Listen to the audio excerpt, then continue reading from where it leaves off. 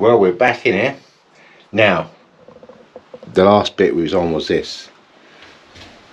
We're looking okay, to be honest. The inside needs to be done, but we can't do anything with the inside until we get this one done as well. And so I've put the blue tape down here because I'll grey down to the edges blue tape, so I know all the veneers on the edges are completely sealed in. And then we'll do one side of the battens, which I've done this side. We'll put them on and then repaint the battens in position, let them dry, and they'll be ready for the installation. There will be a bit of measuring to do. That side.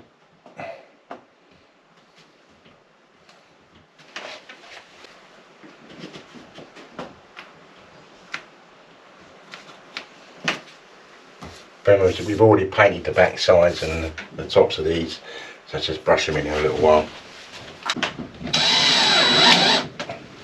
These don't need to be, if you remember, you're going to the outside of the boat, so these screws are literally measured off just enough to go through and put the bond in. Now the bond of the job, it's not going to go anywhere with the screws, it's just not going to happen. And we'll stain this as well.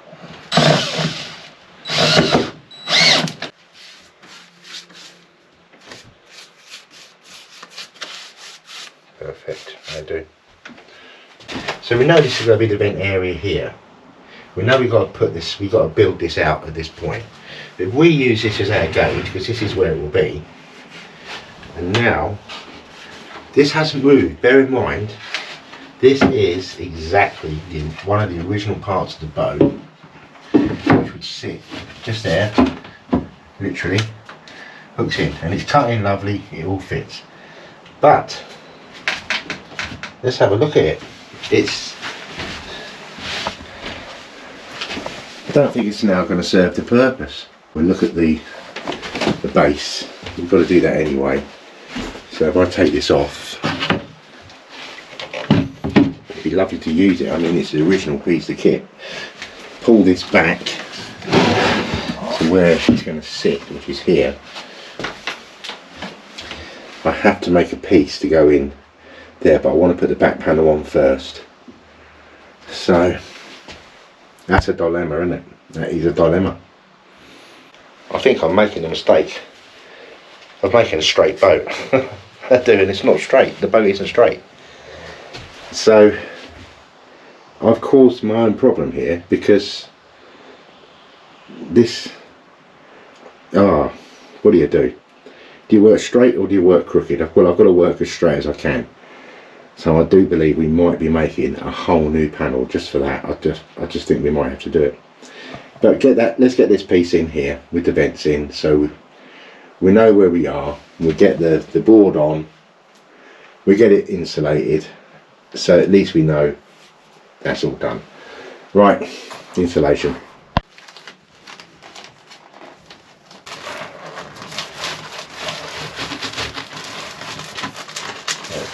Too big and too small. Got it. And the board goes over it, which it will. Fine. Yeah, a little bit of evening work going on. Here's the panel. I'm now sealing up the back section. It all faces the insulation, so we're getting there. We're going to have to look at doing this whole section here slightly different to what was there before, because it wasn't very straight. One thing about this yard at night, you get deers walking around the outside, we've got owls. It really is sort of like a close to nature feeling. Right, get plenty of this on, seal it right up, never to be seen again. Looks nice though, doesn't it? I should do the whole boat like this.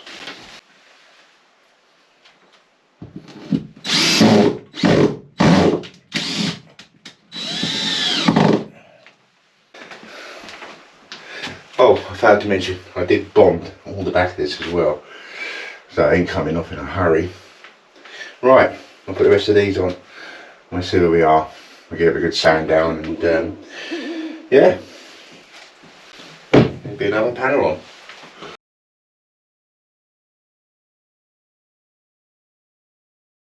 These pieces have been now veneered, So that would be your lid, and inside I do actually have batteries. Obviously I've got to do the inside of the board. But if you look at the bottom there, I put some marine ply on the bottom, and that'll be for when a lithium battery eventually goes in there, we can strap it down. And I actually think about putting some fire protection inside as well. I might even line it. This piece here just comes off. It's ready to go, but obviously I need to put a vent in here, and this piece will be put in such a way that it can be taken out again. But basically what that needs now is sanding and veneering. That leaves this panel to do, and the one sitting here. You notice quite a lot of wood is turning up now to do the panels. Over on this side we are pretty much veneered actually. There's a few little bits to do, but I would say a good morning of veneering and, you know, a couple of days of varnishing and we're out of here. Now let's talk about this. I spent ages sanding this down and getting it all done, and it's not staying, it's going. This is where the Ray Marine unit will go into here. All this has got to go. We've got to get our storage boxes, work out what we're keeping, what we're not, because we now need to head back into this. This is our control panel. We need to start thinking about what's going where. This will go, it will become probably, I don't know, I might make it out of hardwood, I might make it out of perspex, I'm not sure. The floor, I'm just going to get something to cover the floor for now. I need to get the stuff out the engine bay. We do have stuff already in the engine bay which has gone in. So for example, we have a control box sitting there, which I've done at the very beginning. We do need to get to the diesel tank right at the bottom. Right at the bottom there, underneath them boxes, is a diesel tank. That lid's got to come off, it's got to be done. And the reason I want that done so quickly is because I actually do want to put some diesel in it. Because I'm thinking when I start to run my winter heaters and stuff like that, and get my hot water going, we might as well just have, I don't know, 30-40 litres of diesel in there. It's not going to do any harm or weight to the boat, and it means we can get our pipes in at the same time. So it's really imperative now that we start thinking about emptying the engine bay, which is where the props are and stuff. There's going to be a few storage bits going on. So, yeah, that's another area to look at. Right, we've cleared that wall. Now it needs to be basically completely swept, dust free, cleaned. Got some lovely wood sitting there, real long pieces, lovely. And underneath my feet is all sapele and trim. I mean, slowly it will disappear. So the first thing to do now is just to take the measurements for these battens. We get them cut, we get them painted up, primed up, ready. Well, we drill them actually. We drill them first, then we prime them up, bolt them on, and then we look at putting the silver film on the back, and then we're going to be spray foaming. We'd love to get this wall. Now notice on the floor, where the floor panels go, I can't go, I don't really want to go below that, but I think I might have to on these sides. I'll probably use a silver insulation rather than foam on that. So I might just bond some battens on just along these bits here, so I can go underneath with the silver, because we're not below the waterline there. I don't want to go below the waterline because it causes all sorts of problems. A lot of people say, oh, you can, you can't, but in my experience, when I've done insulation below the waterline, I get terrible condense at that point, and it creates smells and all sorts of stuff. So I'd rather just have that air free and look at insulating the floor panels when they go down, because that's the coldest part of your boat when you're done. It's the floor, because anything that comes up through there. But we'll be working on that idea. I've got some ideas for that. Right, so saw's ready. I'll cut some battens.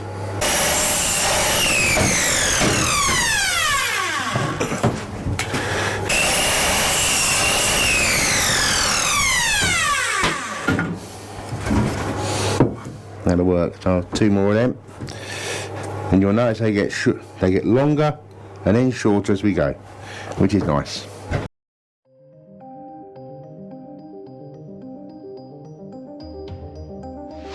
I'll get this piece off as well. It's nothing we'll have to grind them screws off, but there's nothing holding it. It's just a rotten bit of wood. But it's not a rotten bit of wood actually. It's actually quite a good bit of wood, but it's not what we want. We want something decent up here. Get the grinder out, we'll clean all these up. Just here, got a little through hole. Now I think that was for a heater.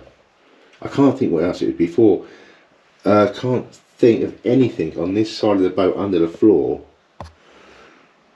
it's used for. What I'm going to do is when I put the insulation in, I'm going to bear that in mind and just cover it, because I think I can just get a nice stainless fitting to go on the outside of it. It could be something we can use in the future, but I don't actually have a use for it now. So, but yeah, the one down the bottom there, you can see in the far corner, which is just a pipe coming through, that's for the galley sink. So that's definitely got a use. That one, just a random hole in the boat.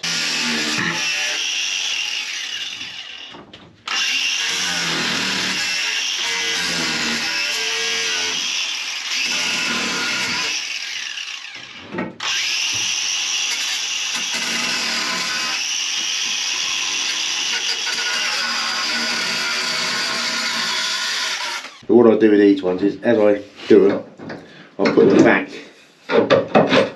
in the places they're going to go, because otherwise I'm going to be sitting there sorting out another jigsaw puzzle and I've already got a big enough one of them already. So every single one sealed, primed, then we'll bolt them all on, and then we'll look at getting the silver backing in, which is basically what I use as a garage door insulator, and it just stops the foam, because I spray the foam on, it stops the foam from sticking to the boat, and it's done a fantastic job.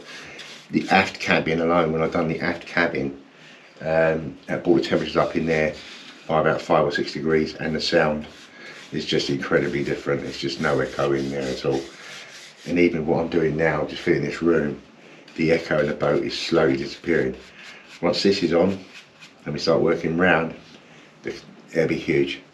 It'll be so much easier to work and put the veneers on and do whatever you want to do over the winter, because you can have more control and cheaply, using a diesel heater, keep the boat nice and warm while you're doing it.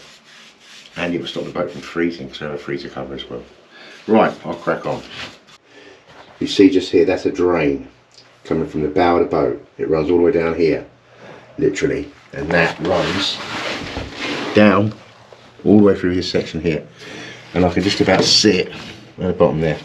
So my insulation will end up here above this board and 1 inch above this, because you must allow that to drain. You cannot block that up, otherwise you can have all sorts of like sour problems and rotten boards and everything else. But we're looking good, aren't we?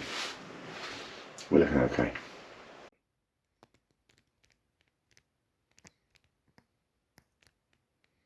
Last one for today. You can go over this with foam as much as you like. What I tend to do with the foam is a little bit, done some up there, which I'll show you in a second, but I tend to let it just go to touch dry, and then I pat it down with wood, and then basically I take all the air out of it. So last one, like I said, the beauty about this is it doesn't stick to the boat. You're not sticking foam to the boat, even though I know you can do with a metal boat, but you're not sticking foam to the boat. This is literally, I think we'll go that way because we want to keep the water level, don't we? This is literally a really bulletproof way.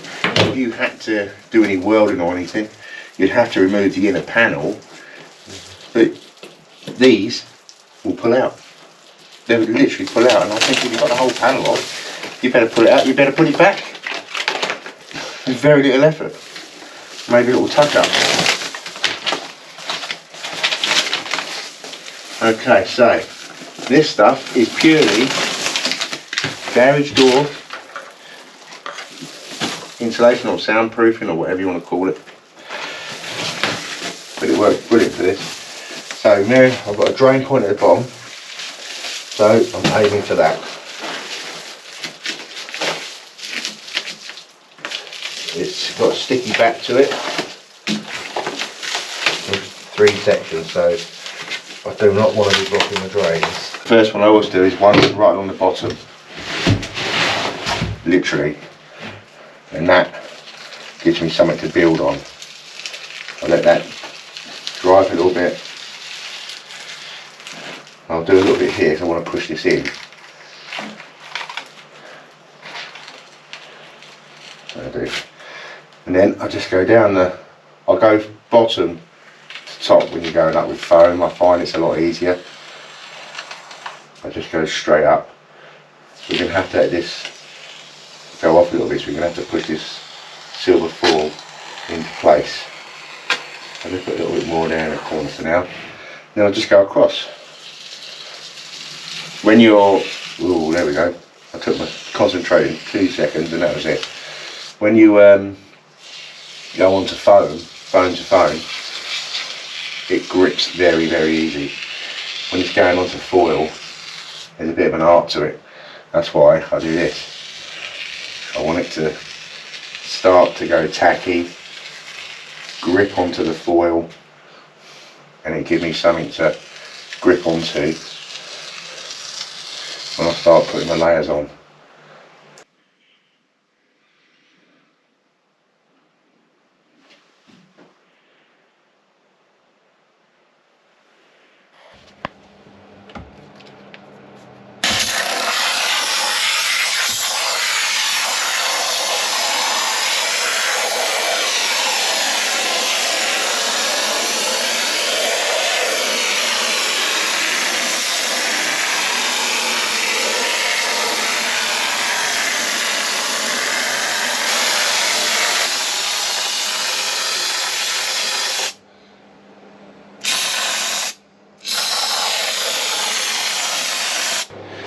You'll notice when I'm doing it with this gun, what I do is, because it's a can, I think it's taking about 1.5 tins per section.